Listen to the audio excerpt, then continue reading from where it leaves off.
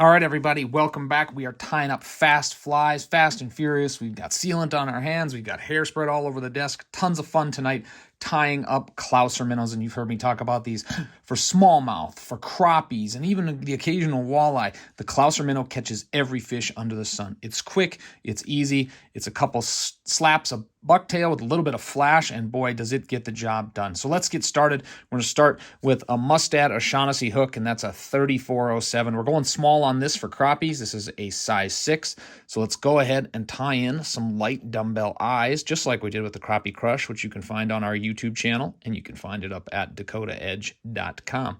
Lock those in like we did, 3 wraps, 4 wraps per side, so they sit up nice on that hook shank, and then we're going to start figure eighting. Lock it in, and you can see I'm leaving some room up front behind the hook eye so that we can bring all the materials together. I'm using gray 3/0 thread on this number 6 hook. It just helps tie everything down nicely. So we got right there, got a couple eyes, got our eyes in place. They're going to provide that weight. And remember, the top side of the hook as it's sitting now will actually be the bottom. So we want to take white bucktail for that natural presentation. You can get crazy. You can use brown, you can use whatever. But typically on a Clouser, the lighter side goes on the top of the hook as it sits in the vise because it is the bottom in the water, and that looks more natural. So we're going to snip a little bit of that white bucktail off, and we're going to go through and eliminate some of the short strands of the hair. We're going to take some of them shorter hairs, but I don't want you to use all of this hair here. I want you to take some of those short butts out. You do not want to overload a Clouser minnow. If we got to trim it down, we got to get some of that taken down. That's fine. You know, and in this case, that might even be a bit much. So I want to take it down just one more notch because this is going to flow freely in the water. So if you look there, we got a pretty good bunch of hair. I'm going to take some of the far end ones out, and I'm going to tie it in just like this. So we're looking at about a 2-inch minnow, 2 inches that way. I'm going to tie it in right over the front of the hook, working my way back. I'm going to wrap it over once here so it goes to the back. And that is going to be the base of our fly. Couple figure eights here behind the eyes to hold that hair in place. When we all bring it together, we're going to put some UV sealant on there. But as you can see, we got a great minnow coming together. You don't want to tie it right up to the eye just yet until we trim that down and take care of those butts.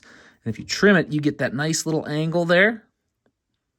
So that can help build your thread head as we go along. But as you can see, locking that stuff down, leaving room in the hook eye so you'll be able to get your thread in there.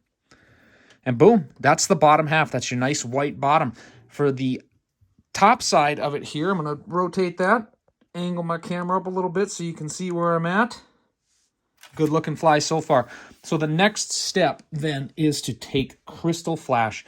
We're just going to add a little bit of Krystal Flash to get some color, to get that sparkle, to get that bait fish look so that we can have that cool, flashy, flitty look in the water that crappies absolutely eat up. So what you want to do is take a few strands of Krystal Flash. I got about, I suppose, 8 here. And I'll lay them out against the hook. Just like so, kind of split the hook with them. And we'll get them in there. Same thing, we're going to wrap them down over the top of the hook. A few thread wraps, do it right. We're not going past the eyes this time, up front. I'm going to trim off the excess here. And then you want those Krystal strands to just go a little bit past those white bucktails. There we are. So we got our flash in place.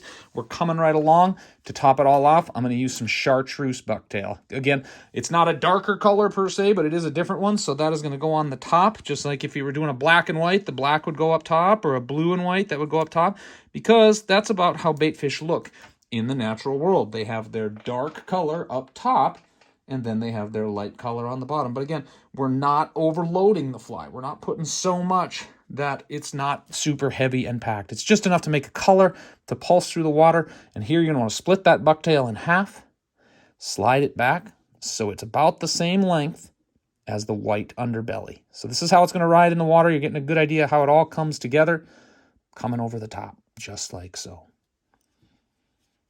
Locking it into place like that. I'm going to trim those butts off. And, if you're tying a bigger one for smallmouth or pike or walleyes, you're going to use a bigger hook. You're going to use a 2, you're going to use a 1/0. It's going to come out pretty killer. But as you can see, this guy's coming together fast. We're getting all of those threads wrapped in there nicely. It's covering up the butts of the bucktail, and it's looking really, really good. So we're going to whip finish it here, and then we will add a drop of cement, and that Clouser Minnow is going to be ready to hit the water come springtime. But again, we're not closing in on that eye. We're leaving that eye nice and open when we whip finish, so we have a good-looking Clouser. Add a quick drop of our glue here. You can epoxy it all you want.